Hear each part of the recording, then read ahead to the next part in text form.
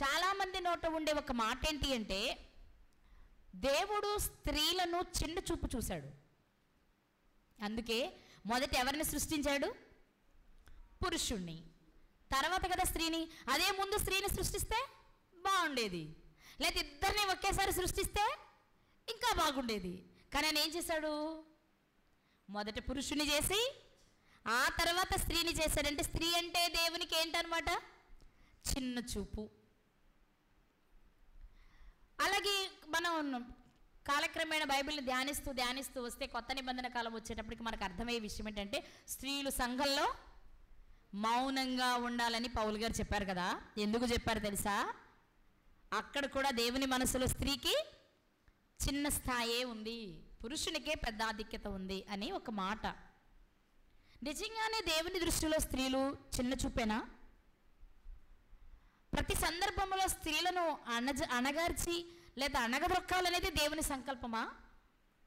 అలా అయితే స్త్రీ పురుషుల ద్వారా పిల్లలు రావాలన్న రూల్ ఏం లేదు. దేవుడు అనుకుంటే ఎలా అయినా పిల్లల్ని పుట్టించగలడా లేదా? అబ్రహాము గారిని గురించి మాట్లాడుతూ దేవుడు చెప్పిన మాట ఏంటి? మీరు గత రాళ్ల వలన పిల్లల్ని పుట్టించగలను అన్నాడు కదా. ఆయన దృష్టిలో ఆ చిన్న చూపు భేదం లేదు కాబట్టి స్త్రీని పురుషుని ఎంపిక చేసుకున్నారు ఆయన. ఇది అందరూ గుర్తించాలి. దేవుని దృష్టిలో స్త్రీ అని పురుషుడని లేదు. కాతే కొన్ని పరిస్థితులలో వీరి ముందుంటే బాగుంటుంది, వీరు వెనుకుంటే బాగుంటుంది, వీరు ఇది చేస్తే బాగుంటుంది, వారు అది చేస్తే బాగుంటుంది. ఆ పనులను బట్టి, పని విభజనను బట్టి స్త్రీ పురుషులని భేదమే తప్ప స్త్రీ అంటే తక్కువని, చిన్న చూపని అనుకోవడం మాత్రం కరెక్ట్ కాదు. ఇక స్త్రీలను గురించి నేను ఎక్కువ మందిని చెప్పను, ముగ్గురు స్త్రీలను మీకు ఈరోజు జ్ఞాపకం చేస్తా. మొదటి స్త్రీ హవ్వగారు. మొదటి స్త్రీ ఎవరండి? హవ్వగారు. చాలామంది అంటారు స్త్రీలంటే బలహీనమైన ఘట్టాలండి. అవ్వమ్మ ఏం చేసింది? అన్నీ తెలిసి ఆజ్ఞను అతిక్రమించింది, అందుకే దేవుడు స్త్రీలకు పగ్గాలు ఇవ్వలేదు. నిజమే, నేను కాదన్ను. హవ్వగారు తప్పు చేశారు. హవ్వగారు ఏం చేశారు? తప్పు చేశారు. అవునా కదా? దేవుడు ఏం చెప్పారు? ఈ తోట చెట్లలో ప్రతి ఫలాన్ని మీరు నిరభ్యంతరంగా తినొచ్చు, కానీ ఒక్కటి మాత్రం తినొద్దు అన్నారు. ఈ విషయం హవ్వమ్మ గారికి తెలుసా లేదా? మాట్లాడాలి. తెలుసా లేదా? తెలుసు కాబట్టే కదా సర్పం వచ్చి అడుగుతున్నప్పుడు మీరు దేన్నైనా తినకూడదని దేవుడు చెప్పారంటే చెప్పారు అని ఎలా చెప్పగలిగారు? తెలుసు కాబట్టేగా. తెలియకపోతే సమాధానం చెప్పేవారు. ఏమనండి నాకేం తెలియదండి అనేది ఆవిడ. అలా అనకుండా ఇదిగో ఆమె తోట మధ్యలో ఉన్న చెట్టు ఫలం తినొద్దని దేవుడు మాతో చెప్పాడు అంది అంటే ఆ విషయం ఆమెకు తెలుసు. తెలిసే ఏం చేశారు? ఆవిడ తినేశారు. తెలిసే తిన్నారు. బాగా వినాలి మీరు. తెలిసే తిన్నారు. మరి ఆదమ్మ గారికి తెలుసా తినకూడదని? అసలు చెప్పింది ఆయనకి మొదట. మరి భార్య తెచ్చిచ్చినప్పుడు ఆయన ఏం చేయాలి? తినకూడదు, వారించాలి, లేకపోతే భార్యను 2 తిట్టాలి, అవసరమైతే 2 కొట్టాలి. ఎందుకు ఇలా చేస్తావు, దేవునికి వ్యతిరేకమైన పని అని అడగాలి. కానీ అడగలేదు. ఆయన కూడా ఏం చేశారు అంటే ఇక్కడ నా ఉద్దేశం చెప్పనా, అంతకుముందు వారికి ఆ దృష్టి ఉండదు. తినొద్దన్నారు కాబట్టి అటు చూసి ఉండరు ఆయన. వాళ్ళిద్దరూ మిగిలిన చూసుకుంటూ పోతున్నారు కానీ ఆ చెట్టు జోలికి వెళ్ళటం. ఎందుకంటే ఇది మనం తినకూడని చెప్పాలి. మనం తినకూడని పండు. అవును కదండి. మనం కూడా ఏదైనా ఒక ఆహార పదార్థంలో విషం ఉందనుకోండి, ఇక్కడ పెట్టి ఇదిగో ఇందులో విషం ఉంది దీన్ని తినొద్దు అన్నాం అనుకోండి, ఎటెళ్ళు వచ్చినా మనం తినేది అదా వేరేదని చూసుకొని తింటాం. ఎందుకని? అందులో ఏముంది? విషం ఉంది కాబట్టి భయం, చూడం. మీరు అది చూస్తే చచ్చిపోతారు అన్నారు దేవుడు. కాబట్టి ఆ చెట్టు దగ్గరికి వెళ్ళుండరు, వెళ్ళినా దాని మొహం చూసి ఉండరు, చూసినా ఆ చెట్టు ఫలం తినాలన్న ఆశ వారికి లేదు. ఎందుకు లేదు? తింటే ఏమైపోతారు? చనిపోతామని భయం. ఎప్పుడైతే ఆ సర్పం వచ్చి మీరు చావనే చావరు అందో అప్పుడు చక్కగా చూసుంటారు చెట్టుని. చూడగానే రోజు తినే చెట్ల లాంటి చెట్టు కాదది, రోజు తినే ఫలం లాంటి ఫలం కాదది. చూపులకి ఎలా కనపడుతుంది? అందంగా, రమ్యంగా, ఆహారానికి బాగుంటుంది అనిపిస్తుంది. అది చూడగానే, ఆ పండును చూడగానే అవునా ఇంతకాలం అనవసరంగా తినకుండా వదిలేసామే, ఇంతకాలం ఏం చేసాం, చచ్చిపోతారన్నారని తినకుండా వదిలేసాం, అరేరే ఉసూరు అనిపించుంటుంది ప్రాణం. చక్కచక్క వెంటనే కోసేసుకుని టపటపటప తినేసి 4 కాయలు పట్టుకొని వచ్చి, ఇదిగో నీకు ఈ విషయం తెలుసా, మనం తినొచ్చంట, మనం చావమంట. నిజమే, నేను తిన్నా, నేను ఇంకా చావలా అని చెప్పే ఉంటారు ఆవిడ. అంతే కదా, మనం కూడా అంతేగా. ఏదైనా తిని ఇది మంచిది కాదు అన్నాం అనుకోండి, చూస్తారు, మనకు ఒక ఆలోచన వస్తుంది, మంచిది కానప్పుడు మన ఇంట్లో ఎందుకు ఉంది, కొంచెం తిని చూద్దాం అనిపిస్తుంది. తిన్నాక ఏం జరగలేదు అనుకోండి, నిజమే ఏమనిపిస్తుంది, వెంటనే చెప్తాం ఏదో అయిపోద్దన్నావు, ఏం అవ్వలేదుగా అంటాం. హవ్వమ్మ గారు కూడా అది ఆధ్యాత్మికమైన చావు అనే సంగతి ఆమెకి తెలియకపోయి ఉండొచ్చు. తినేసింది. భర్తతో ఏమని ఉంటుందంటే, నిజమేనండి, సర్పం చెప్పింది. ఎవరు చెప్పింది? సర్పం చెప్పింది నిజమే. ఎందుకు నిజం? చావలేదుగా మరి నేను. దేవుడేం చెప్పాడు? చచ్చిపోతారన్నాడు. మరి సర్పం ఏం చెప్పింది? చావరన్నారు. ఎవరి మాట రైటు? సర్పం మాట రైట్. అదే మనకు రుచిగా ఉంటుంది, అబద్ధమే బాగా ఉంటుంది. నీకెందుకు, నువ్వు చేసాయి అనేవాళ్ళు మనకు నచ్చుతారు. నువ్వు ఇది చేస్తే నష్టపోతావమ్మా, ఇది చేస్తే నీకు నష్టం, సమాజంలో పేరుండదు, దేవుని దృష్టిలో నష్టపోతావు, నరకానికి వెళ్ళిపోతావు అంటే వింటావా? అనుకుంటాం. మొత్తం మీద నేను అనుకుంటాను, అలా అనుకుని ఉంటుంది, ఆవిడ అలా మాట్లాడుంటుంది. మనకు అక్కడ రాయబడలేదుగా, మనం అనుకోవడమే. కానీ ఆ మాటలు విన్న ఆదాము గారికి కూడా నిజంగానే అప్పుడు చూసుంటారు ఆ పండుని. అబ్బాయి ఎంత బాగుంది, నిజమా హవ్వా, అనవసరంగా ఇంతకాలం మానేసామంటావా మనం తినకుండా, పట్రైట్ తీసుకున్నాడు. ఆయన కూడా చక్కగా 4 తినేశారు. అపరాధములో పడిపోయారు. ఆజ్ఞను మీరింది మనం ఆదాము అని చెప్పుకుంటున్నప్పటికీ ఆదాము గారి విషయంలో మొదట అపరాధం చేయడానికి కారణమైంది మాత్రం స్త్రీనే. ఎందుకంటే స్త్రీలకు చెప్పుడు మాటలు బాగా నచ్చుతాయి. అందులో నువ్వు గొప్పగా ఉంటావు, నువ్వు అందంగా ఉంటావు, నువ్వు ఆహా ఓహో అంటే ఇంకా మనకు బాగా నచ్చుతాయి కదా. నువ్వేంటి అనుకున్నావు, నువ్వేంటి ఇలా సైలెంట్గా కామ్గా ఉన్నావు, నువ్వు ఎంత అందంగా ఉంటావు తెలుసా, ఒక్క వీడియో తీసి పెట్టు వెళ్ళిపోతావు అన్నారు అనుకోండి, ఇక భర్తకు భోజనం ఉండదు, నైట్కి నిద్ర ఉండదు. ఎప్పుడు వీడియో తీద్దామా, పోస్ట్ చేద్దామా, పంపిద్దామా, మనం ప్రపంచానికి ఎప్పుడు పరిచయం అవుదామా అనే ఆరాటం స్త్రీలకే ఎక్కువ. అందం మీద మమకారం స్త్రీలకే ఎక్కువ. అలానే పురుషులకు ఉండదని నేను చెప్పను, కానీ మనంత ఉండదు. మరి మెజారిటీ స్త్రీలకే ఉంటుంది కదా. మొత్తం మీద అందంగా కనబడతారు, రుచిగా ఉంటుంది, జ్ఞానాన్ని ఇచ్చేలా ఉంటుంది, అన్నీ తెలియగానే ఆ చెప్పుడు మాటలు బహు రుచిగా అనిపించాయి. తన జీవితాన్ని తన చేతులారా నాశనం చేసుకున్నారు ఆవిడ. ఏమండి, చేయి జారిపోయిన తర్వాత తిరిగి వస్తుందా మీరు చెప్పండి? మనకు ఎన్నో అనుభవాలు కదా. అది జారిపోకుండా ఉన్నంత వరకే, పడుతూ ఉండగా చూసినా పట్టుకోగలమేమో, కానీ పడిపోయిన తర్వాత మాత్రం మనం దాన్ని ఏమీ చేయలేం.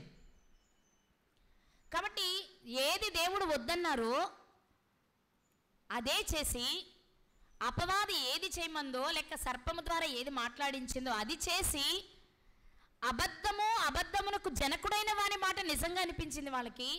నిజమైన అబద్ధం ఆడజాలని దేవుడు చెప్పిన మాట మాత్రం అబద్ధంగా అనిపించింది వాళ్ళకి. పొగిడేవారు, కల్పనా కథలు చెప్పేవారు, లేకపోతే అబద్ధాలు ఆడేవారి మాటలు మనకి నిజమనిపిస్తాయి, కానీ నిజంగా చెప్పేవారి మాటలు మనకి నచ్చవు. అందుకే దేవుడు చెప్పిన మాట అబద్ధంగా అనిపించింది, ఎందుకంటే చనిపోలేదు కాబట్టి. కానీ ఆ చావు ఆధ్యాత్మికమైన చావు అనే సంగతి ఆమె గుర్తించలేకపోయింది. మంచిదే. ఇప్పుడు హవ్వగారి వలనే అపరాధం జరిగింది, హవ్వగారి వలనే లోకంలోనికి పాపం వచ్చింది, నేను కాదనట్ల, ఎందుకంటే ఆమె మొదట మిస్టేక్ చేశారు కాబట్టి. కానీ ఆ పాపమును తీయడానికి దేవుడు మరొక స్త్రీనే ఎంచుకున్నారు. అర్థమైందా? ఆ పాపాన్ని తీయడానికి కూడా దేవుడు ఎవరిని ఎంచుకున్నారు? లోకంలోనికి వచ్చిన పాపము హవ్వగారి ద్వారా వస్తే, హవ్వగారి ద్వారా అంటే ఒక స్త్రీ ద్వారా వచ్చిన పాపాన్ని తీయడానికి పాపరహితుడు కూడా మరొక స్త్రీ నుంచి రావాలి అన్నది దేవుని నిర్ణయం. ఆ స్త్రీనే మరియ గారు కదా. కొరింథీయులకు రాసిన మొదటి పత్రిక 11వ అధ్యాయం.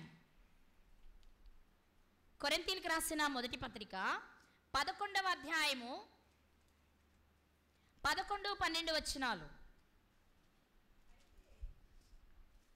కొరింథీయులకు రాసిన మొదటి పత్రిక 11వ అధ్యాయము 11, 12 వచనాలు. అయితే ప్రభువునందు స్త్రీకి వేరుగా పురుషుడు లేడు, పురుషునికి వేరుగా స్త్రీ లేదు. అంటే ఇద్దరు సమానమనేనా చెప్పాలి మీరు.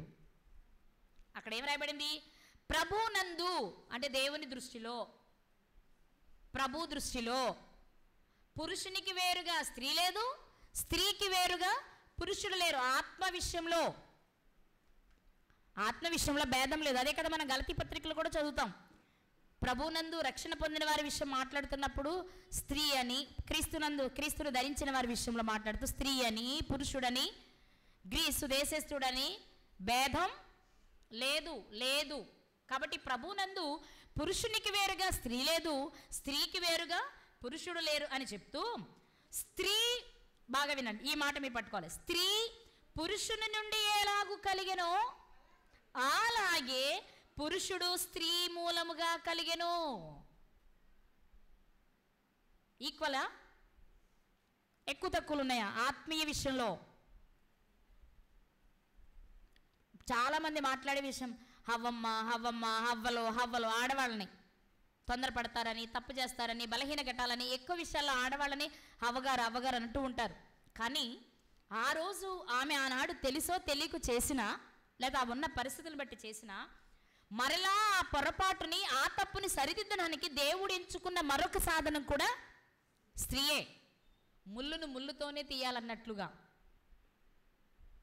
రాయిని రాయితోనే కొయ్యాలి అన్నట్లుగా, ఏ స్త్రీ వలన లోకంలోనికి పాపం వచ్చిందో మరలా పాపమును తీసే కడపటి ఆదామును కలిగించడానికి కూడా దేవుడు ఎంచుకున్న పరిస్థితి, ఎంచుకున్న పర్సన్ ఎవరు అంటే స్త్రీని.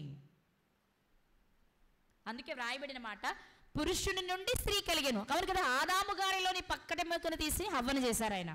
పురుషునిలో నుండి స్త్రీ వచ్చారు, అలాగే స్త్రీలో నుండి పురుషుడు కలిగాడు. ఆ స్త్రీ ఎవరు అంటే కన్యకైన మరియ గర్భము నుండి యేసుక్రీస్తు ప్రభువారు ఈ లోకంలోనికి ఉద్భవించారు. కాదా? చెప్పాలి. అవును. ఎందుకు అలాగే ఎంచుకున్నారు దేవుడు? ఆ విధానం ఎంచుకున్నారు. ఇక్కడ ఈక్వల్ అవ్వాలి.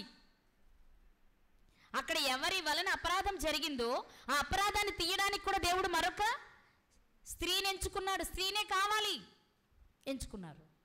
రైట్. పాపము స్త్రీ వలనే వచ్చింది, పాపమును తీసే పాపరహితుడు కూడా స్త్రీ వలనే కలిగారు. బాగుంది. మరి యేసుక్రీస్తు వారి జీవితంలో అతి ప్రాముఖ్యమైన ఘట్టం ఏది అంటే పునరుద్ధానం. ప్రాముఖ్యమైన ఘట్టం ఏదండి? పునరుద్ధానం. ఈ పునరుద్ధాన విషయంలో స్త్రీ పాత్ర ఏమైనా ఉందా? స్త్రీల పాత్ర ఏమైనా ఉందా? ఉంటే ఏంటది? ఇక్కడ మనం మాట్లాడుకునే ఈ విషయంలో ఎన్నో ప్రశ్నలకు సమాధానం దొరుకుద్ది మనకి. అంటే స్త్రీ విషయంలో సమాజంలో ఉన్నటువంటి సంఘాలలో ఉన్న పరిస్థితులకు చాలా ప్రశ్నలకు సమాధానం మనకి ఇప్పుడు దొరుకుద్ది. మనందరికీ తెలుసు, యేసుక్రీస్తు ప్రభు వారిని సిలువ వేసేశారు, చనిపోయారు. చనిపోయిన వెంటనే ఆయన చనిపోయాడని శతాధిపతి చూసి చెప్పేశాడు. వెంటనే ఈ వార్త అంతా చేరిపోయింది. నీకోదేము గారు, అరిమతయి యోసేపు గారు ఇద్దరు వచ్చారు. పిలాతు గారి దగ్గరికి వెళ్ళి ప్రభు దేహాన్ని మాకు ఇవ్వమని అడిగారు, ఇచ్చారు. మరి సుగంధ ద్రవ్యాలతో ఆయనను పూసి, కొత్త వస్త్రాలలో ఆయనను చుట్టి తన కొరకు తొలిపించుకున్న అరిమతయి యోసేపు గారు తన కొరకు తొలిపించుకున్న అంతకుముందు ఎవరూ పెట్టని సమాధిలో యేసుక్రీస్తు వారిని పెట్టేశారు. ఆ పెట్టిన విషయం యేసుక్రీస్తు వారు శిలువయాగం జరుగుతున్నప్పుడు దూరం నుండి చూసిన స్త్రీలు చూశారు. వీళ్ళంతా ఆదివారం పెందల కన్నే లేచి సుగంధ ద్రవ్యాలన్నీ తీసుకొని యేసుక్రీస్తు వారిని పెట్టిన సమాధి దగ్గరకు వెళ్ళారు. దేనికి? సుగంధ ద్రవ్యాలయానికి, ఆ దేహానికి పూయాలని. అంటే అక్కడ ఆచారం, ఆనాడు యూదుల పరిస్థితి, ఆ దేశంలో ఉన్న సంప్రదాయం అది. దేహానికి సుగంధ ద్రవ్యాలు పూయడం 3వ రోజున. మనకు కూడా ఉంది ఇది. సుగంధ ద్రవ్యాలు పూయలే కానీ సాంబ్రాణి పుల్లలు వెలిగించి వస్తాంగా కదా. అంటే వాటికి ఎందుకంటే ఏయో కొన్ని అక్కడ ఆచారాలు ఇప్పుడు మనం అలా చేసేసుకుంటూ ఉంటాం. ఇప్పుడు కూడా అంతే కదా. చనిపోయిన దేహానికి సుగంధ ద్రవ్యాలు పూసే మనం సమాధి చేస్తాం. 3వ రోజున వెళ్ళి అగరత్తులు, ఇంకేంటి క్యాండిల్స్ అన్నీ వెలిగిస్తాం, ధూపం వేసి వస్తాం పైన. అది ఎటు వెళ్తుందా ఏదో మనకు అవసరం లేదు, ఏదో మన పూర్వీకులు చేశారు మనం చేసేస్తాం అంతే. ఓకే. అప్పుడు కూడా స్త్రీలంతా ఏం చేశారంటే సుగంధ ద్రవ్యాలన్నీ తీసుకుని సమాధి దగ్గరికి వెళ్ళారు. సమాధి దగ్గరకు వెళ్ళేటప్పటికి సమాధి ఎలా ఉంది? ఖాళీగా ఉంది. ఫస్ట్ ఎవరికైనా ఆశ్చర్యమే కదా. అప్పటి వరకు వాళ్ళకి అలాంటి చరిత్రలు లేవు. ఒక్కవేళ మీరు బాగా వినండి, లాజరు గారి జీవితాన్ని కనుక మనం చూస్తే, ఎవరు మరియా మార్త గారి సహోదరుడైన లాజరు గారి జీవితాన్ని చూస్తే, ఆయన చనిపోయి 4 దినాలు శవం సమాధిలోనే. యేసుక్రీస్తు వారు వెళ్ళి బ్రతికించారు, ఓకే. కానీ బ్రతికేటప్పటికి శవం ఎక్కడుంది? 4 రోజులైన సమాధిలోనే ఉంది. కానీ 3వ రోజుకి సమాధి, యేసుక్రీస్తు వారి సమాధి ఎలా ఉంది? ఖాళీగా ఉంది. ఆ దేహం కనపడట్లా. కనబడిపోయేటప్పటికీ ఎవరికాళ్ళకి భయం, ఆతృత. ఆ వెళ్ళిన స్త్రీలలో ప్రాముఖ్యమైన స్త్రీ ఎవరు అంటే మగ్దలేనే మరియ గారు. ఈమెను గురించి ఈరోజు మనం ఖచ్చితంగా మాట్లాడుకోవాలి. ఎవరిమే, ఏంటి ఈమె జీవితం, ఎందుకు ఆమెకి అంత ప్రాధాన్యత వచ్చింది, ఆమె జీవితం నుండి దేవుడు మనకి ఈరోజు ఏమి నేర్పాలనుకుంటున్నారు, ఈ విషయాలు మనం కాస్త జాగ్రత్తగా పరిశీలన చేయాలి. మరియా అనే పేరు కలిగిన వారు మనకి చాలామంది కనిపిస్తారు. మరియా అనే పేరు మిరియాము పేరు నుండి వచ్చింది. యేసుక్రీస్తు వారి తల్లి పేరు మరియా, తల్లి సహోదరి పేరు మరియా, క్లోపా గారి భార్య పేరు మరియా, మగ్దలేనే మరియా, మార్కు గారి తల్లి పేరు మరియా. ఇలా చాలామంది మరియలు మనకు కనిపిస్తారు బైబిల్ గ్రంథంలో. మనం మాట్లాడుకుంటున్న ఈ మరియ గారు, మన లాజర్ గారి సహోదరి మరియా, పాపాత్మురాలైన స్త్రీ పేరు మనకు అక్కడ కనిపిస్తుంది. ఇలా తీసుకుంటే చాలామంది మరియలు ఉన్నప్పటికీ మరి వీళ్ళెవ్వరికీ దక్కని భాగ్యం ఏంటా భాగ్యం? యేసుక్రీస్తు వారు మరణించి 3వ దినమున తిరిగి లేచిన తర్వాత మొదటిగా కనిపించిన ఆమెకే. ఇది భాగ్యం అంటారా కాదంటారా? ఎందుకు భాగ్యం అంటున్నానంటే నేను ఒక మాట మీకు చూపిస్తా. కొరింథీయులకు రాసిన మొదటి పత్రిక 15వ అధ్యాయము, కొరింథీయులకు రాసిన మొదటి పత్రిక 15వ అధ్యాయం 20వ వచనం. ఇప్పుడైతే నిద్రించిన వారిలో ప్రథమ ఫలముగా క్రీస్తు మృతులలో నుండి లేపబడి ఉన్నాడు. చాలు. కొరింథీ పత్రికను రాస్తున్నప్పుడు పౌలు గారు చెప్తున్న మాట ఏంటి అంటే, నిద్రించిన వారిలో ప్రథమ ఫలముగా క్రీస్తు మృతులలో నుండి లేపబడ్డారట. ప్రథమ ఫలం అంటే చెప్పాలన్నా, ప్రథమ ఫలం అంటే మొదటిది కదా. చనిపోయిన వారిలో మొదటిగా లేపబడింది యేసుక్రీస్తు వారిని పౌలు గారు రాస్తున్నారు. మేము మాట అడుగుతాను, ఎలీషా గారు గనురాలైన షూనేమీరాల కుమారుని బ్రతికించారా? చెప్పాలి, బ్రతికించారు. ఏలియా గారు విధవరాలి కుమారుని బ్రతికించారా? బ్రతికించారు. ఎలీషా గారి ఎముకలు తగిలి ఒక సైనికుడు బ్రతికాడా? చెప్పరేంటి? బ్రతికాడా? మరి వీళ్ళందరూ చనిపోయి బ్రతికిన వాళ్ళేగా. యేసుక్రీస్తు వారు బ్రతికుండగా విధవరాలి కుమారుని బ్రతికించారు, యాయీరు కుమార్తెను బ్రతికించారు, లాజర్ గారిని బ్రతికించారు. మరి ఇంతమంది ముందు చనిపోయి బ్రతికిన వారు ఉంటే ఈ నెల ప్రథమ ఫలం అవుతారు. నేను అనేది మరలా చనిపోవచ్చు, కానీ ఈయనకంటే ముందు చనిపోయి బ్రతికిన వాళ్ళేగా వాళ్ళు. తర్వాత చనిపోయారు, ఓకే. యేసుక్రీస్తు వారు లేరు కాబట్టి తర్వాత చనిపోయారు. మరి ఉంటే చనిపోయి లేచి వెళ్ళిపోయారు కాబట్టి మనం మాట్లాడుకుంటాం. మరి ఉంటే అది కాదు కదా మెయిన్. అక్కడ చనిపోయిన వారిలో ప్రథమ ఫలం యేసుక్రీస్తు ఎలా అవుతారు?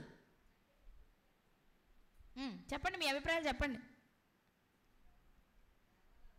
చనిపోయిన వారిలో మొదటి వారు యేసుక్రీస్తు వారు ఎలా అవుతారు? ఆయన కంటే ముందు చరిత్రలో చాలా మంది చనిపోయి లేపబడితే ఈయన మొదటి వారు ఎలా అవుతారు? వెళ్ళిపోయిన వారిలో ప్రథమ ఫలం అంటే ఆయన ఫస్ట్ వెళ్ళారు, ఓకే. కానీ ఇక్కడ రాయబడింది లేచి వెళ్ళిపోయిన వారిలో ప్రథమ ఫలం కాదు, మృతులలో నుండి లేచిన వారిలో ప్రథమ ఫలం. ఇక్కడ విషయం ఏంటంటే ప్రథమ ఫలం అంటే ముందు చనిపోయి యేసుక్రీస్తు వారి కంటే ముందు చనిపోయిన వారందరూ బ్రతికినా వారి అదే శరీరాలతో లేచారు, అదే శరీరాలతో బ్రతికారు, మరలా అదే శరీరంతో చనిపోయారు. ఇక్కడ మృతులై తిరిగి లేచిన వారిలో ప్రథమ ఫలం అంటే చనిపోయి లేచేటప్పుడే మహిమ దేహంతో లేచిన వారు యేసుక్రీస్తు వారు మొదటి వారు. అర్థమైందా? లేచిన వెంటనే తండ్రి దగ్గరికి వెళ్ళిపోలేదు ఆయన, 40 రోజులు ఇక్కడే. ఇక్కడ విషయం ఏంటంటే మహిమ దేహంతో లేచారు. అది కదా మనకు తెలుసు కదా. లేచిన రోజు సాయంకాలం అందరూ తలుపులు వేసుకొని లోపల కూర్చున్నారు శిష్యులు. వారి దగ్గరికి ఎలా వెళ్ళారు? ఆయన తలుపు కొట్టి నేను ఇక్కడే ఉన్నాను తలుపు తీయండి అన్నారా? అన్నీ మూసే ఉన్నాయి, ఆయన మాత్రం లోపలికి ఎలా వెళ్ళారు? చూడటానికి ఇదే దేహంలో ఉంది, కానీ అది మనలాంటి రక్తమాంసాలు కలిగిన దేహం కాదు, మహిమ దేహం. ఆ దేహాన్ని ధరించిన వారిలో మొదటి వారు యేసుక్రీస్తు వారు. అది మనం నేర్చుకోవాల్సిన విషయం. అర్థమైందా? ముందు లేచిన వాళ్ళు మళ్ళీ చనిపోయారు కాదు, ఈయన పరలోకానికి వెళ్ళిపోయారు కాదు. అవి ఓకే, వాళ్ళు లేచారు చనిపోయారు, ఈయన వెళ్ళారు. కానీ పర్టికులర్ ఆ సందర్భంలో మనకు అర్థం కావాల్సిన విషయం ఏంటంటే చనిపోయి తిరిగి లేచిన వారిలో మహిమ దేహంతో లేచిన మొదటి వ్యక్తి, ప్రథమ ఫలం ఎవరు అంటే యేసుక్రీస్తు వారు. మనం అలా లేవాలి, మనం మహిమ దేహాన్ని ధరించుకోవాలి. అది ఆయన ఉద్దేశం. అది చెప్పడానికి మాట్లాడుతున్న విషయం ఇది. ఓకే, ఇప్పుడు నేనేమంటున్నానంటే, ఎందుకు మీకు భాగ్యం అంటున్నానంటే, మహిమ దేహంతో లేచిన యేసుక్రీస్తుని మొదటిగా చూసింది మగ్దలేనే మరియ గారు. ఇది భాగ్యం కాదంటారా? భాగ్యమే. నేను అంటాను, ఆ భాగ్యం ఆమెకు ఎందుకు దక్కింది? ఆ భాగ్యం ఆమెకు ఎందుకు దక్కింది? అదే పేరు కలిగిన యేసుక్రీస్తు వారి తల్లి కూడా ఉన్నారుగా. అంటే ఆమె నేను కించపరచట్లా, కానీ యేసుక్రీస్తు వారు లేచిన తర్వాత మొదటిగా చూసే భాగ్యం తల్లికి దక్కలా, పినతల్లులకు దక్కలా. సలోమి గారు ఉన్నారు, జబదయి కుమారుల తల్లి, ఆమెకు దక్కలా. క్లోప భార్య మరియ గారు ఉన్నారు, ఆమెకు దక్కల. ఎవరికి దక్కనిది ఈమెకెందుకు దక్కింది? ఏంటి అసలు ఈమె జీవితం? చాలా క్లుప్తంగా నేర్చేసుకుంది, ఎందుకంటే టైం అయిపోయింది కదా. మొదటిగా అసలు ఈమె ఎవరో ఒక మాట చూద్దాం. లూకాసు వార్త 8వ అధ్యాయం, లూకాసు వార్త 8వ అధ్యాయము 2వ వచనం. 12 మంది శిష్యులను, అపవిత్రాత్మలను, వ్యాధులను పోగొట్టబడిన కొందరు స్త్రీలను, అనగా 7 దయ్యములు వదిలిపోయిన మగ్దలేనే అనబడిన మరియయు. ఎవరిమే? 7 దయ్యాలను వదిలించుకుంది. ఎన్ని దయ్యాలు? 7 దయ్యాలతో ఎంత బాధపడి ఉంటుందో, ఎంత శ్రమను. అవును కదండి, ఒక దయ్యం పడితేనే కష్టం కదా. మరి 7 దయ్యాలు పట్టినప్పుడు, అప్పుడు దయ్యాలు ఉన్నాయి కదా మనకు తెలిసి, అపవిత్ర ఆత్మలకు పట్టి చాలా భయంకరమైన పరిస్థితి ఉండేది. యేసుక్రీస్తు వారు అవన్నీ వదిలించి దేవుని కుమారుడిని రుజువు చేసుకోవాలి. అలా 7 దయ్యాలు పట్టినప్పుడు చాలా భయంకరమైన బాధను అనుభవించుంటున్నామే. అలాంటి భయంకరమైన బాధలో ఉపశమనం ఎలా కలిగిందో తెలుసా? యేసుక్రీస్తు వారు ఆమెను స్వస్థపరిచి దయ్యాలను వెళ్ళగొట్టి బాగు చేశాడు. ఎప్పుడైతే దయ్యాలు వెళ్ళిపోయాయో, ఇప్పుడు ఆమె ఒక నిర్ణయం తీసుకుంది. అదే దయ్యాల చేత పీడించబడి నేను చనిపోతే నా బ్రతుకు ఎప్పుడో ముగిసిపోయేది కదా. కాబట్టి ఇప్పుడు నేను మరలా స్వస్థపరచబడ్డాను, కాబట్టి ఇక నా శేష జీవితం అంతా ఆయన వెంటే తిరుగుతూ, ఆయనతోనే ఉంటూ, నేను దేవుని పనిలోనే ఉండిపోవాలి అని నిర్ణయం తీసుకుంది. ఆ మాట మనకి ఎక్కడ కనపడుతుంది? 3వ వచనంలో. వీరును, కొంతమంది పేర్లు అక్కడ రాస్తూ, వీరును ఇతరులు అనేకులను తమకు కలిగిన ఆస్తితో వారికి ఉపచారము చేయుచూ వచ్చిరి. యేసుక్రీస్తు వారికి శిష్యులకు ఉపచారం చేయడమే కాదు, తమకున్న ఆస్తితో ఉపచారం చేస్తున్నారు. ఉపచారం అంటే పరిచర్య, వారికి కావలసినవన్నీ అందించడం, చేయడం, వండి పెట్టడం కానివ్వండి, వారి బట్టలు వాష్ చేయడం కానివ్వండి, వారు తిన్న గిన్నెలు కడగడం కానివ్వండి, వారు బాగా అలసిపోయి వస్తే కాస్త విసరడం కానివ్వండి, కాస్త ఏదైనా కొబ్బరి నూనె రాయడం కానీ, పరిచర్య చేస్తూ ఉండడమే కాదు. ఇక్కడ మాట మనం చూస్తాం, తమకు కలిగిన ఆస్తితో. అంటే వారికి ఉన్న ఆస్తి మొత్తాన్ని, మేము చచ్చిపోతే ఏమైపోయేది కదా, మేము ఉన్నాం, బ్రతుకున్నాం, ఈ ఆస్తి అంతా తీసుకెళ్ళి పరిచర్యకు వాడేయాలి అనుకుని ఆస్తి మొత్తం తెచ్చి అక్కడ ప్రభుకి ఇచ్చేసి వారికి పరిచర్య చేసుకుంటూ జీవితాన్ని గడిపిన జీవితాలలో ఒక జీవితమే మగ్దలేని మరియ గారి జీవితం. ఈమె ప్రభు దగ్గరకు వచ్చిన తర్వాత ఆమెకు డబ్బు మీద మమకారం లేదు, శరీరం మీద మమకారం లేదు, లోకం మీద మమకారం లేదు, అసలు మమకారమే లేదు. ఇక ఆమె ఎంతసేపు ఏమనుకుంటుందంటే, ఆయన నోట నుండి వచ్చే మాటలు 4 వినడం, ఆయన నోట నుండి వచ్చే మాటలు వినడం, ఆయన చేసే పరిచర్యకు, అమ్మయ్య ఈరోజు ప్రభు పాదాలను కడగలిగాను, ఈరోజు ప్రభు స్నానానికి నీళ్లు పెట్టగలిగాను, ఈరోజు వేడివేడిగా అన్నం వడ్డించగలిగాను అంటూ అవి చేసేసిన తర్వాత ఆయన ఏదైనా కూర్చొని శిష్యులతో మాట్లాడుతుంటే వీళ్ళు కూడా కూర్చొని ప్రక్కన ఆ మాటలు వినడం. ఇది తప్ప ఇంకేదో ఉందని కానీ, ఏదో కావాలని కానీ ఆశించిన స్త్రీలు కాదు వీరు. అరే అనవసరంగా ఆస్తి అంతా ఇచ్చేసామే, మరి రేపు మన బ్రతుకెలా అనే ఆలోచన, సప్పీరా గారి లాంటి కోరిక కలిగిన వాళ్ళు కాదు వీళ్ళు. ఆ రోగాలతోనే ఉంటే, ఆ అపవిత్రాత్మలు పట్టే మేము ఉంటే, ఆ రోజే మేము చనిపోతే ఈ ఆస్తి ఏమయ్యేది? ఈ పరిస్థితులను ఏమయ్యాయి? కాబట్టి మేము అప్పుడే చచ్చిపోయాం అనుకుంటాం. మేము క్రీస్తుని వెంబడిస్తూ ఆయన పరిచర్యలోనే ముందుకి సాగుతాం అనుకుని అదే పరిచర్యలో బ్రతుకుతున్న వారు వీరు. అందుకే ప్రభుకి ఏది జరుగుతున్నా దూరం నుండి చూసి చాలా ఏడ్చారు. మీరు చూస్తే ప్రతి సువార్తికుడు రాశారు, యేసుక్రీస్తు వారిని సిలువ వేసినప్పుడు దూరంగా నిలుచొని ఏడుస్తున్న స్త్రీలలో వీళ్ళందరూ ఉంటారు. అందులో ప్రథమంగా కనిపించే పేరే మగ్దలేని మరియ గారి పేరు.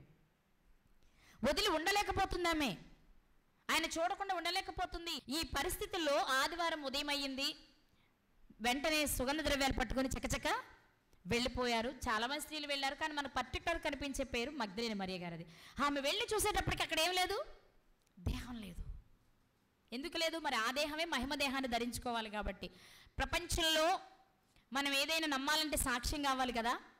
అలాంటి సాక్ష్యాలలో ఇంతవరకు గొప్పవారు అనబడిన వారు, మహానుభావులు అనబడిన వారు, ప్రపంచంలో గొప్ప గొప్పవారు ఉన్న అందరూ మరణించారు, వారి సమాధులు అలాగే కనబడుతున్నాయి. కానీ ఖాళీ సమాధి ప్రపంచంలో ఒకే ఒక్కరిది ఉంది, అదే ప్రభు అయిన యేసుక్రీస్తు వారు. అదొక్కటి చాలు ఆయన గొప్పవారు అని రుజువు చేసుకోవడానికి. ఈమె వచ్చింది, చూసింది లేదు. లేకపోయేటప్పటికి ఏం చేస్తుందో కొన్ని మాటలు చూద్దాం. యోహాను సువార్త 20వ అధ్యాయం 11వ వచనం. యోహాను సువార్త 20వ అధ్యాయం 11వ వచనం. అయితే మరియా సమాధి బయట నిలిచి ఏడ్చుచుండెను. ఆమె ఏడ్చుచు సమాధిలో వంగి చూడగా, అంతకుముందు పేతురు గారు వచ్చారు, యోహాను గారు వచ్చారు, చూశారు. వాళ్ళకి నార వస్త్రాలు, రుమాలు కనిపించాయి, సమాధి ఖాళీగానే కనిపించింది, చూశారు. కానీ ఈమె బయట నిలబడి ఏడుస్తుంది. ఏం జరిగింది? ఎందుకంటే వారు ఇంకా లేఖనాలను గ్రహించలేదు, శిష్యులకే అర్థం కాలేదు, ఈమెకేం అర్థమవుతుంది పాపం. బయట నిలబడి ఏడుస్తుంది. ఏడుస్తూ కూడా మళ్ళీ చూసుకుంటుంది. నిజంగానే లేదా? ఏదైనా పొరపాటు చూసామా? మనం కూడా చూడండి, ఏదైనా వస్తువు వెతికేటప్పుడు కనపడలేదనుకోండి, 1-2 సార్లు వెతుకుతాం అక్కడ. ఎందుకని? పొరపాటు చూస్తున్నామా, మనకు మిస్ అవుతుందా అని మరలా చూస్తాం మనం కదా. అలాగే ఈమె కూడా ఏం చేసింది? బయట నిలబడి ఏడుస్తూ మళ్ళా చూస్తుంది, లోపలికి వంగి చూస్తుంది. అప్పుడు ఏం జరిగింది? తెల్లని వస్త్రము ధరించిన 2 దేవదూతలు యేసు దేహము ఉంచబడిన స్థలములో తల వైపున ఒకడును కాళ్ళ వైపున ఒకడును కూర్చుండుట కనబడిన ఒక దూత కనిపించింది. అమ్మయ్య, ఏదో కనబడింది, మొత్తానికి ఏదో ఇన్ఫర్మేషన్ వస్తుంది అనుకుని ఉంటుంది. ఏడుస్తూనే చూసిన ఆ దూతని దూత అనుకోలేదు, కానీ ఆమె తోటమాల అనుకుంది. అదొక తోటలో పెట్టారు కదా, తోటను కాసేవారు ఉంటారు కాబట్టి ఎవరో తోటమాలి లోపల చూస్తున్నాడు అనుకుని, ఇక్కడ ఉన్నాడంటే లోపల ఉన్న దేహాన్ని కూడా ఇతనే తీసుంటాడు. అంతే కదా, దాని ఆచూకీ తెలియాలంటే అక్కడ ఉన్న వాళ్ళే కదా అడుగుతాం మనం, అవునా కదండి. యోసేపు గారు అన్నలు షెకెముకి వెళ్ళారు గొర్రెల మందం మేపడానికి. ఈయన వెళ్ళాడు అక్కడికి, అన్నలు లేరు. అక్కడే ఉన్న ఒక వ్యక్తి కనపడగానే అతను అడిగాడు, ఏమని? మా అన్నలు వచ్చారండి, మందరం వేశారు మేపడానికి, మీకేమన్నా తెలుసా? ఎందుకు అతను అడిగాడు?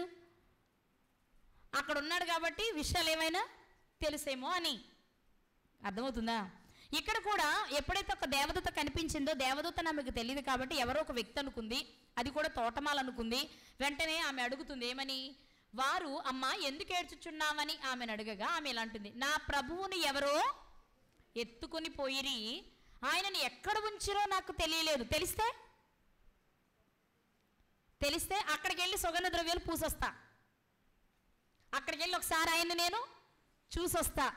ఆ బాడీ కుళ్ళిపోయి శరీరం అంతా నాశనమైపోయి ఎముకలు మిగిలే వరకు అవసరమైనప్పుడల్లా వెళ్ళి చూసుకొని వస్తూ ఉంటా ఆ రూపాన్ని నేను అనుకుంటుంది. అంటే ఎంత ప్రేమిస్తుందో చూడాలి మీరు ఇక్కడ, ఎంత ప్రేమిస్తుందో చూసారా?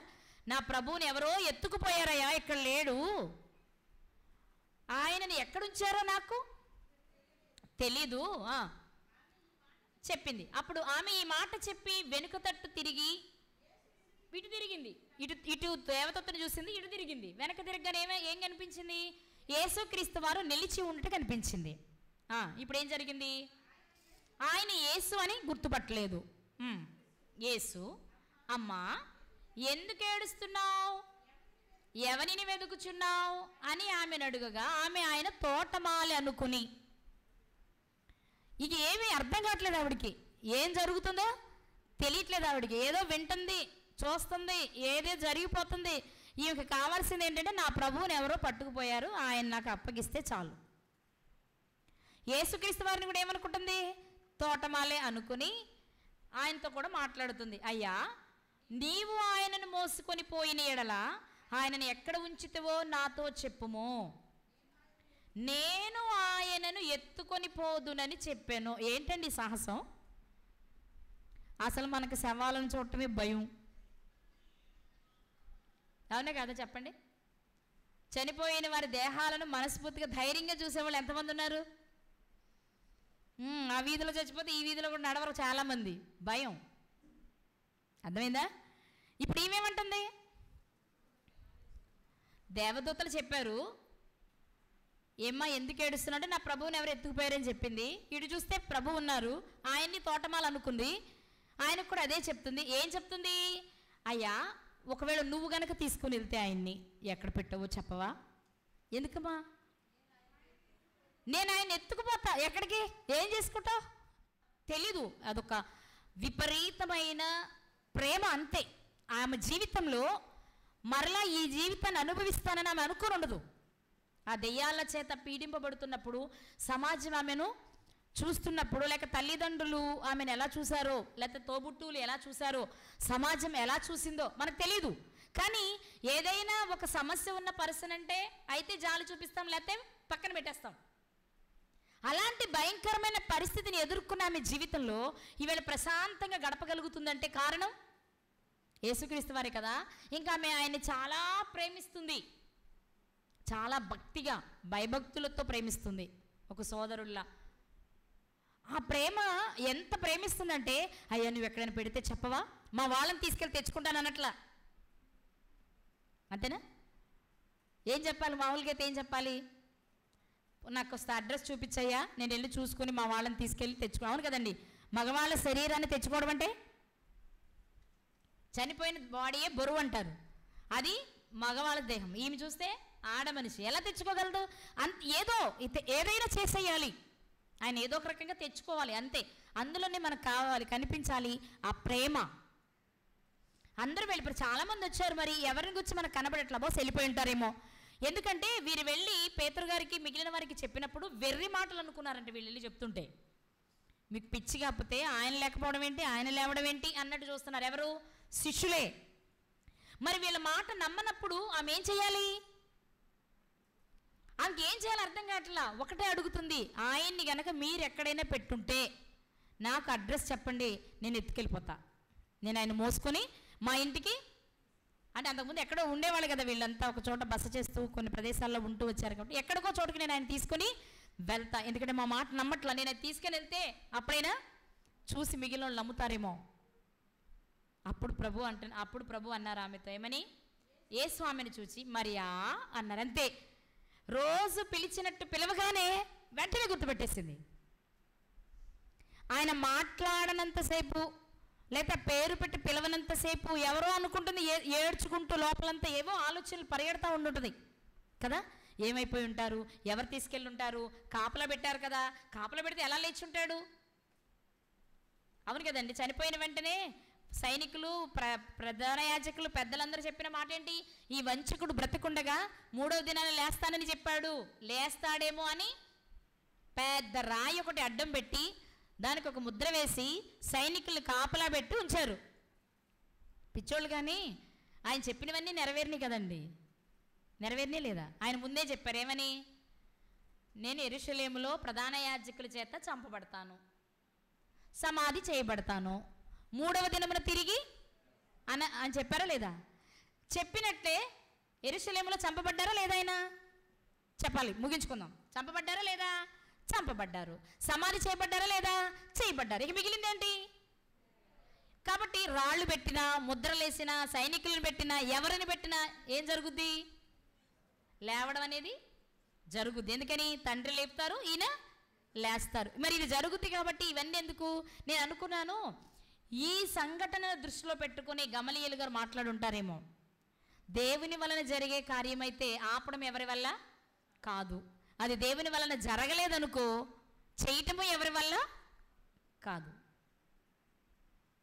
నా మాట అర్థమైందా మీకు? దేవుడు చేయాలంటే మనం ఆపలేం, ఆయన ఆపితే మనం చేయలేం. గమలీయేలు గారు చెప్తారండి, అపోస్తల కార్యంలో పేతురు యోహాను గారు చేసిన కార్యాన్ని దగ్గర సందర్భాలు చూసినప్పుడు 4వ అధ్యాయంలోనే కనిపిస్తారు మనకి. కానీ దేవుడు అనుకుంటే ఆపడం ఎవరి వల్ల కాదు. చనిపోతారని చెప్పారు ఆయన, చనిపోయారు. సమాధి చేయబడతారని చెప్పారు ఆయన, సమాధి చేయబడ్డారు. ఖచ్చితంగా తిరిగి లేస్తానని చెప్పాడని కూడా వాళ్ళే చెప్తున్నారు. ఇప్పుడు వాళ్ళు ఎంత పెద్ద రాళ్ళు పెడితే మాత్రం లేవకుండా ఉంటారైనా? లేపబడాల్సిందే కదా.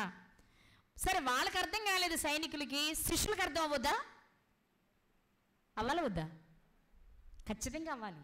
కానీ వాళ్ళకు కూడా ఇంకా అర్థం కాలే. అంటే ఏంటి అర్థం? యేసుక్రీస్తు వారితోనే ఉన్నారు, యేసుక్రీస్తు వారు పెట్టింది తిన్నారు, యేసుక్రీస్తు వారు చెప్పింది విన్నారు, యేసుక్రీస్తు వారు నడిచినట్టే నడిచారు. కానీ ఆయన చెప్పిన మాటలలోని సారం మాత్రం మనం కూడా అలాగే ఉంటాం. మనకు సత్యం తెలుసు అంతే, కానీ సత్యం ప్రకారం బ్రతకడం అనేది మాత్రం మన వల్ల ఇంకా కావట్లా.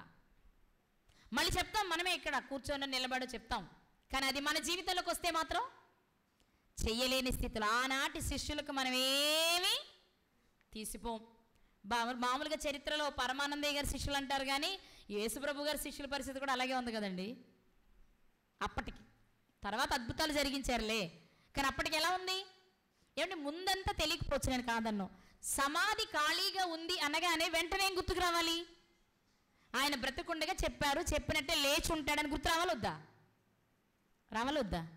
మరి ఎందుకు రాలా అంటే, ఆయన చెప్పేటప్పుడు కూడా సరిగా వినుండ్రు, ఏదో ఆలోచించుకుంటూ పరధ్యానంగా చెప్తారు, కానీ ఇది జరుగుద్దా, ఇది ఎలా సాధ్యమే, ఇలాగే అనుకుని ఉంటారు వాళ్ళు. లేకపోతే అసలు వినలేదు, అసలు వినలేదో, విన్నా పట్టించుకోలేదో. ఎందుకంటున్నారంటే, ఎదురుగా ఖాళీ సమాధి కనబడుతున్నప్పుడు కూడా ప్రభు చెప్పిన మాట జ్ఞాపకం రాలేదు అంటే వాళ్ళ మనసులో ఉంటే జ్ఞాపకం రాదా? చెప్పాలి, రాదా? అంటే ఎక్కడ లేదు, అసలు మనసులోనే లేదు. వినలేదా? మరి విన్నారు, చెవుల వరకే వెళ్ళింది, మనసు దగ్గరికి వెళ్ళలా. అందుకే వాళ్ళు చూసి నమ్మలేదు, పేతురు గారు, యోహాను గారు. తర్వాత స్త్రీలు వెళ్ళి చెప్పినా నమ్మలేదు. అందుకే వారిని మరలా బలపరచవలసిన పరిస్థితి ఏర్పడింది యేసుక్రీస్తు వారికి. ఈరోజు మన జ్ఞాపకం చేసుకుంటున్న విషయం ఏంటంటే, ఇక్కడ ప్రాముఖ్యమైన విషయం ఏంటంటే, యేసుక్రీస్తు ప్రభు వారు తిరిగి లేచారు, పునరుద్ధానుడయ్యారు. పునరుద్ధానుడైన తర్వాత మొదటిగా కనిపించింది ఎవరికి? మరియ గారికి. కనిపించి ఆయన చెప్పిన మాట ఒకసారి మనం చూద్దాం. యోహాను సువార్త 20వ అధ్యాయము 17వ వచనం. యేసు ఆమెతో, నేను ఇంకనూ తండ్రి యొద్దకు ఎక్కిపోలేదు గనుక నన్ను ముట్టుకొనవద్దు, అయితే నా సహోదరుల యొద్దకు వెళ్ళి. ఎవరి దగ్గరికి వెళ్ళి? ఎవరా సహోదరులు? శిష్యులే. సహోదరుల యొద్దకు వెళ్ళి, నా తండ్రియు మీ తండ్రియు, నా దేవుడును మీ దేవుడునైన వాని యొద్దకు ఎక్కిపోవచ్చున్నానని వానితో చెప్పుమనెను. యేసుక్రీస్తు వారు మగ్దలేని మరియ గారికి అప్పగిస్తున్న పని ఏంటి? నువ్వు వెళ్ళి నా సహోదరులకి ఒక వర్తమానం చెప్పు. ఏ వర్తమానం? నేను లేచానని చెప్పాలి. నేను లేచానని, తండ్రి దగ్గరకు వెళ్తున్నానని. ఈ వార్తను వెళ్ళి ఎవరికి చెప్పాలి? ఎవరికి చెప్పాలి? ఎవరు చెప్పాలి? ఎవరు చెప్పాలి? మీరు నిజం చెప్పండి. ఈ వార్త మొదటిగా అసలు మోసుకు వెళ్ళాల్సింది ఎవరు? అసలు మోసుకెళ్లాల్సింది ఎవరు? శిష్యులు, అవునా? ఆయన మరణించేటప్పుడు వెనకుండాల్సింది ఎవరు? శిష్యులే. అక్కడ పారిపోయారు. ఎవరో కురేనీయుడైన సీమోను వచ్చి ఆ సిలువను కాసేపు మోసాడు, రైట్? సమాధి చేయాల్సినప్పుడు ఉండాల్సింది ఎవరు? బాగా చెప్పాలి, నేను ముగింపులోకి వచ్చా. ఎవరు చెయ్యాలి? వెంబడించిన 12 మందే చెయ్యాలి. ఒకరు లేరు కాబట్టి 11 మంది అన్నా చెయ్యాలి. కానీ ఎవరు చేశారు? రహస్యంగా ఉన్న శిష్యులైన నికోదేము గారు, అరిమతై యోసేపు గారు వచ్చి చేశారు. ఇప్పుడు తిరిగి లేచిన తర్వాత ఈ వార్త సమాజంలోకి వెళ్ళి ఎవరు చెప్పాలి? 12 మందిలోనే చెప్పాలి. అంటే 11 మంది ఉన్నారు కాబట్టి వాళ్ళే చెప్పాలి. కానీ అప్పుడు కూడా పని ఎందుకు? ఆయనతోనే ఉన్నారు కానీ పూర్తి స్థాయిలో ఆయనను సరిగా అవగాహన. నేను ఒక్క మాట చెప్పాలనుకుంటున్నాను ఇక్కడ, ఒక్క మాట చెప్పాలనుకుంటున్నా.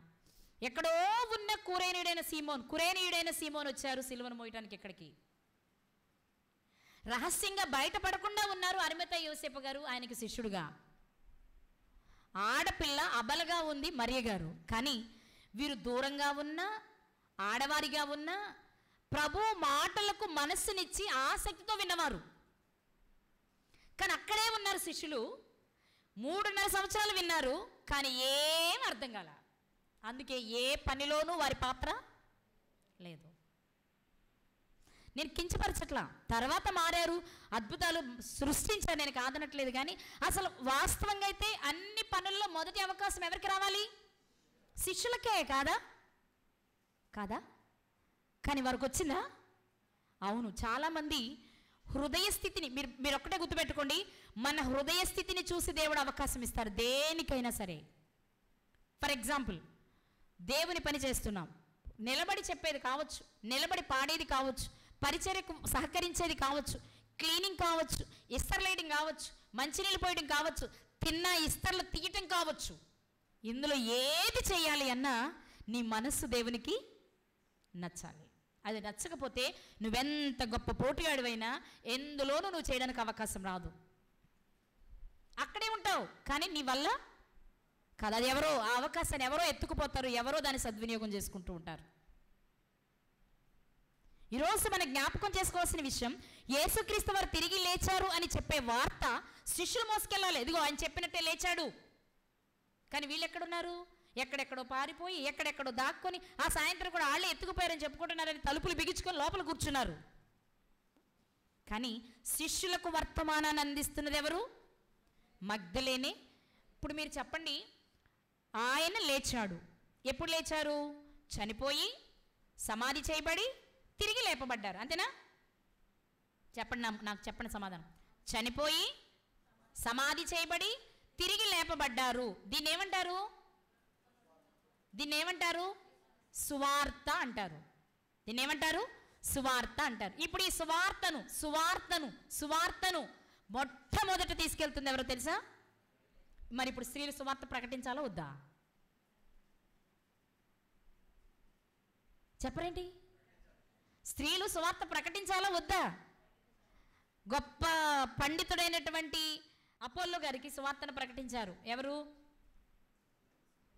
ప్రిస్కిల్లా గారు, అక్కుల ప్రిస్కిల్లా గారు. అందులో ప్రిస్కిల్లా గారు ఉన్నారు కదా, సువార్త ప్రకటించిన వాళ్ళు ప్రిస్కిల్లా గారు ఉన్నారు కదా.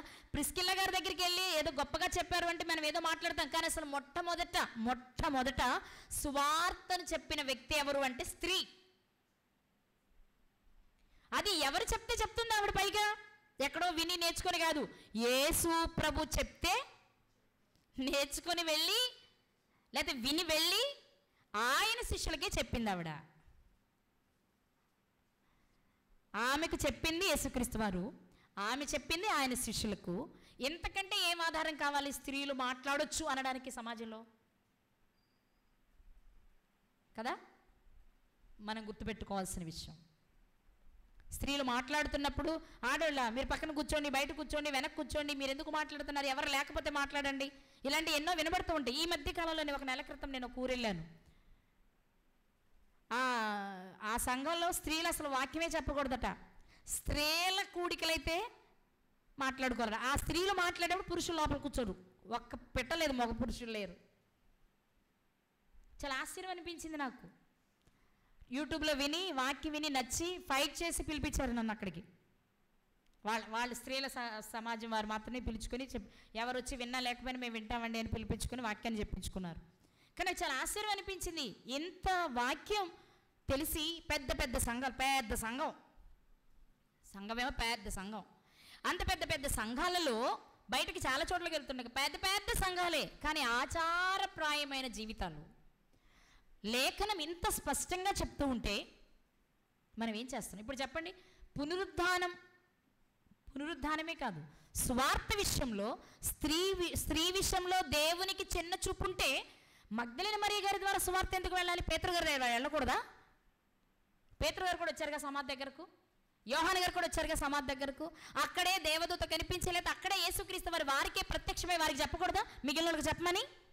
ఆడపిల్లలు ఏడుస్తున్నారయ్యా, వాళ్ళకి వెళ్ళి మాట చెప్పమని యేసుక్రీస్తు వారు చెప్తే పేతురు గారు వచ్చి చెప్పరా? యోహాను గారు వచ్చి చెప్పరా? చెప్తారుగా. కానీ మరి ఆ చెప్పే బాధ్యత యేసుక్రీస్తు వారు ఎవరికి ఇచ్చారు? ఒక స్త్రీకి ఇచ్చారండి. ఎందుకో తెలుసా? సువార్త ప్రకటనలో స్త్రీ పురుష భేదం లేదు, ఉండకూడదు. ఉంటే అసలు అది క్రైస్తవ్యమే కాదు. ఎందుకంటే సువార్త ప్రకటన అనేది ఆత్మను రక్షించడానికి చేసే పని, ఆత్మకు లింగ భేదం లేదు. ఇబ్బందులు ఉంటాయా? అవి సహజం. స్త్రీకి ఉండే ఇబ్బందులను బట్టి ఒకవేళ ఆ రోజు 2-3 రోజులు లేటుగా వెళ్ళొచ్చు, ఆ 2-3 రోజులు సువార్త ప్రకటించకపోవచ్చు. అంతేగాని అసలు స్త్రీ చెప్పకూడదు అనేది శుద్ధ తప్పు. ఇంకా చెప్పాలంటే పాపమని చెప్పొచ్చు. ఎందుకంటే దేవుడే ప్రారంభం నుండి తీసుకుంటే మనకు జరిగేది అది కాదా? మిరియాము గారిని తీసుకోండి, దెబోరా గారిని తీసుకోండి. వాళ్ళ నాయకురాలుగా, ప్రవక్త్రీలుగా, గొప్ప గొప్ప వ్యక్తులుగా, సువార్త ప్రకటనలో ఒక సైన్యంగా వారిని మలిస్తే దేవుడు, మనమేంటి వాళ్ళ అన్నగారి మీరు కూర్చోమని అంటున్నామంటే లేఖనానికి విరుద్ధంగా కదా మనం చేస్తున్నది. ఈ రాత్రి మనం గుర్తించాల్సిన విషయం ఏంటో తెలుసా? సువార్త ప్రకటన. సువార్త అంటేనే మరణ, సమాధి, పునరుద్ధానం. ఇది జరుగుతుందని చెప్పడం ముందు కాలంలో చెప్పిన మాట, కానీ అది జరిగిపోయింది. ఫుల్ఫిల్ ఎప్పుడైంది? యేసుక్రీస్తు వారు మరణించి సమాధి చేయబడి ఆదివారం తిరిగి లేచిన తర్వాత సువార్త అనేది పూర్తి స్థాయిలో మన చేతిలోనికి వచ్చింది కదా. సువార్త అనేది పూర్తిగా చేతిలోనికి రాగానే మొట్టమొదటి సువార్త ప్రకటించిన వ్యక్తి ఒక స్త్రీ, ఆమె మగ్దలేనే మరి. ఎందుకు ఆమెకు దక్కింది అంటే అమితంగా ప్రేమించింది ఆమె వాక్యాన్ని. ఈరోజు వాక్యాన్ని ప్రేమించే వారి జీవితాలలో అద్భుతాలు జరుగుతాయి. మన వాక్యాన్ని ప్రేమించంగా అది తప్ప అన్నీ ప్రేమిస్తాం. అందుకే అందరూ మనకి హ్యాండ్ ఇస్తారు. భర్తను ప్రేమిస్తాం, మనల్ని పట్టించుకోడు. భార్యను ప్రేమిస్తాం, మనల్ని పట్టించుకోదు. పిల్లల్ని ప్రేమిస్తాం, ఆఖరి దినాల్లో మనకు ముద్ద పెట్టరు. ఇవన్నీ మనకు తెలుసు. కానీ ఈ ప్రేమ కొరకు దేవుని ప్రేమను ప్రక్కన పెట్టేస్తూ ఉంటాం. అందుకే దేవుడు తెలియచేస్తున్న విషయం ఏంటో తెలుసా? పునరుద్ధాన విషయంలో స్త్రీల పాత్ర ఎంత అంటే, ప్రారంభ స్త్రీ పాపం చేసిన ఆ పాపాన్ని తొలగించడానికి యేసుక్రీస్తు వారి తల్లి అయిన మరియ గారిని ఎంచుకున్నారు.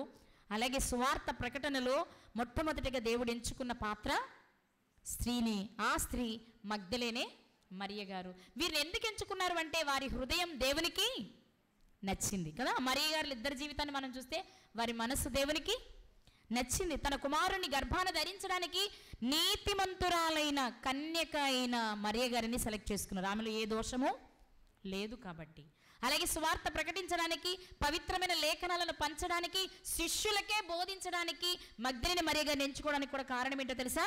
ఆమె మనస్సు కూడా దేవునికి నచ్చింది. బాహ్య రూపం ఎలాంటిదైనా మనస్సు దేవునికి నచ్చాలి. ఆ మనసే కల్మషంతో నిండిపోయి ఉంటే బాహ్యంగా 6 అడుగులు అందగాళ్ళమైనా, లేకపోతే ముట్టుకుంటే మాసిపోయే మన తెల్లని అందమేమన్నా అది ఎందుకు పనికిరాదు. కాబట్టి స్త్రీని దేవుడు ఎక్కడా చిన్న చూపు చూడలేదు, సమానంగానే ఉంచాడు. భౌతికంగా మాత్రమే వీళ్ళకుండే సమస్యలు వేరు, వాళ్ళకుండే పరిస్థితులు వేరు. కాబట్టి భౌతికంగా కొన్ని పనులు వీళ్ళు చేయగలరు, కొన్ని పనులు వాళ్ళు చేయగలరే తప్ప స్వార్థ ప్రకటించే విషయంలో స్త్రీ పురుష భేదం లేదు. ఇంకా చెప్తే సువార్త మొదటిగా ప్రకటించింది స్త్రీయే. ఇదే మనకు బలం. రేపు మనం సువార్తను చేతపట్టి సమాజంలోనికి వెళ్ళినప్పుడు బోల్డ్ మంది మనకు ఎదురొస్తారు ఇలా వద్దని. మీరు పాడండి, ఆమెను చెప్పండి తప్ప మీరు వాక్యం చెప్పొద్దు, మీరు చెప్తే మేము కూర్చొని వినాలా అనే పరిస్థితులు వస్తాయి. ఇక్కడ మీరు నేను అంటున్నామంటే వాళ్ళకు వాక్యం అర్థం కాలేదు అని. కాబట్టి అలాంటి వారిని మనం దృష్టిలో పెట్టుకుని జాగ్రత్తగా సువార్తను ప్రకటించాలి. సువార్తను ప్రకటించాలంటే కూడా ముందు వాక్యం అంటే పిచ్చి ప్రేమ ఉండాలి, మగ్దలేనే మరియ గారిలా. అలా ఉన్నప్పుడు దేవుడు మనకు అవకాశం ఇస్తారు. అలా మనం లేనప్పుడు ఒకవేళ అవకాశం ఉన్నా తీసేస్తారు. ముందు నీకు అవకాశం ఇచ్చినా దాన్ని వాడుకోవడం ఒకవేళ నీకు చేత కాకపోతే మధ్యలో ఆయన ఏం చేస్తారు? సౌలు గారి చేతిలో నుంచి లాగి వేసినట్లుగా తీసేస్తారు. మరి దేవుడిచ్చే అవకాశాన్ని వాడుకోవాలనుకుంటారు, ఇచ్చిన అవకాశాన్ని దుర్వినియోగం పరుచుకుంటారో నిర్ణయాన్ని మీకు వదిలేస్తున్నా. దేవుడు పక్షపాతి కారు. సువార్త ప్రకటనలో స్త్రీ పురుష భేదం లేదు. సువార్తను ప్రకటించాలంటే మనకు ఉండవలసిన ఒకే ఒక క్వాలిఫికేషన్ ఏంటంటే పిచ్చి ప్రేమ ఆయన మీద ఉంటే చాలు.